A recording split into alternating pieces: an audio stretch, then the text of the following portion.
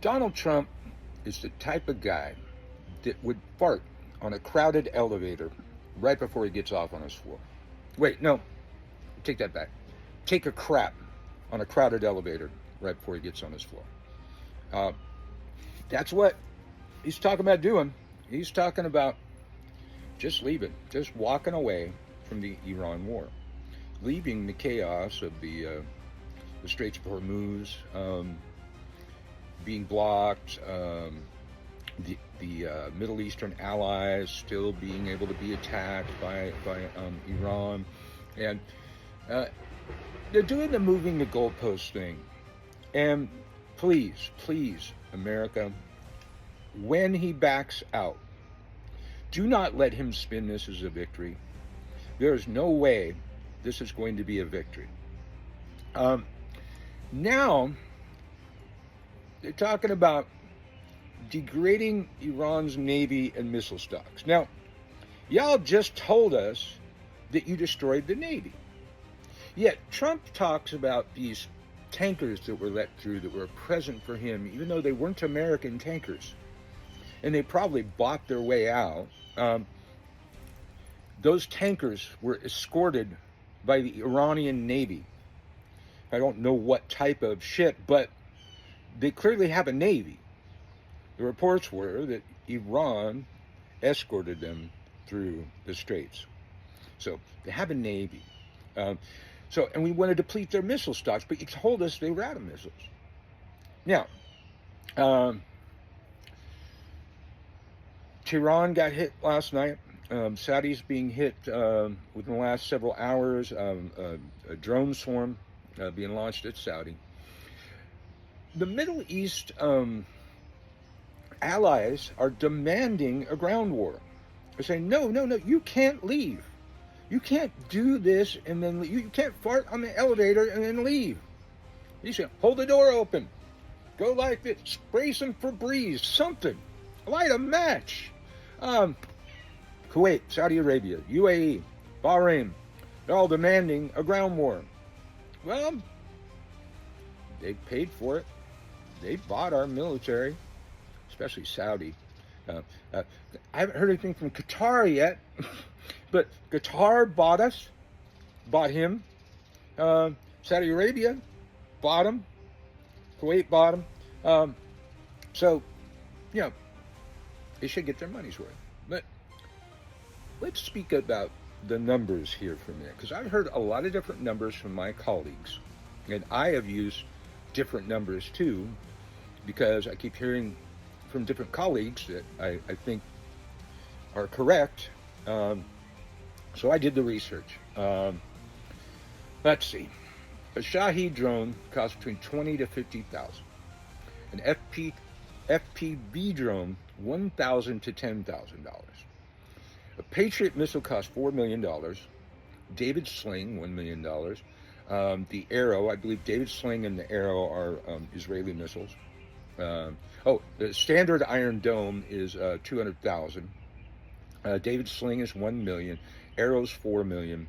A THAAD, that's our favorite one to use, $15 million, a missile. The SM-3, $30 million. The GBI, $90 million. The SM-6, $9 million. But all of these interceptor missiles, we can make 1 to 3 a day. So, there's probably 1 to 3 of each category. That's, a handful of missiles. Iran can produce 400 Shaheds a day. I've been saying 500, but official number I looked up was 400 a day. So 400 a day for 20 to 50K versus all of these millions in 1 to 3 a day. Now, Whiskey Pete, that was your job. That was your job, or at least you should have put somebody in charge of logistics. This math should have been done before the war. And we should have, if you're planning on doing this, you should have increased production of these vital missiles. Now, Israel is announcing to the world that they're out. They're out of missiles. And they're running out of supplies. That's well, I announced yesterday that Israel said that if we start a ground war, they're not going to go. Well, that's why they're not going to go.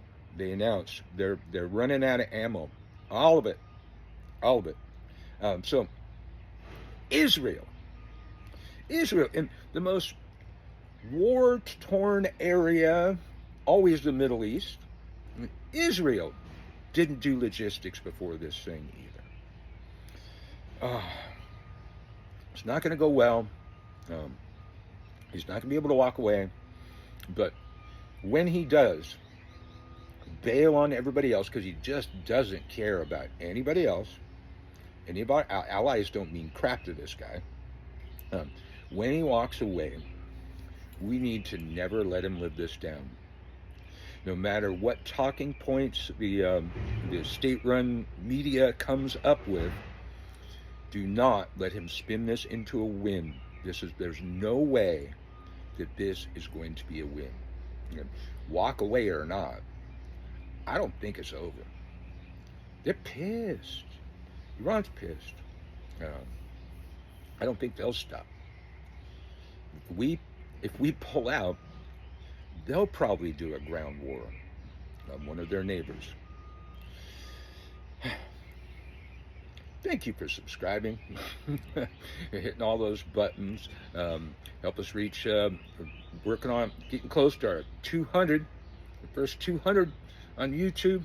Trying to get up to 22K on our TikTok channel. And you're the first to hear it. Aunt Marta is jumping in. She's ready. Said she was ready. I hope she's still ready because she told me I could say it last night. So Thursday around 7 p.m. on my main TikTok channel, which is Uncle Birch, B-I-R-C-H, because it has the most viewers. It seems like that's where to start.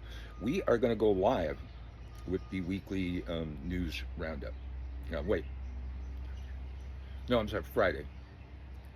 I'll make an official announcement later. I believe it's Friday, 7 p.m.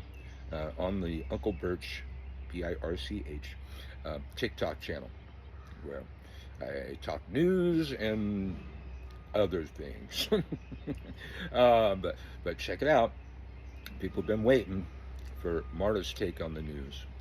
It'll be much more professional and probably no profanity. But we make a great team. All right. Thanks for subscribing, y'all. Hit them buttons.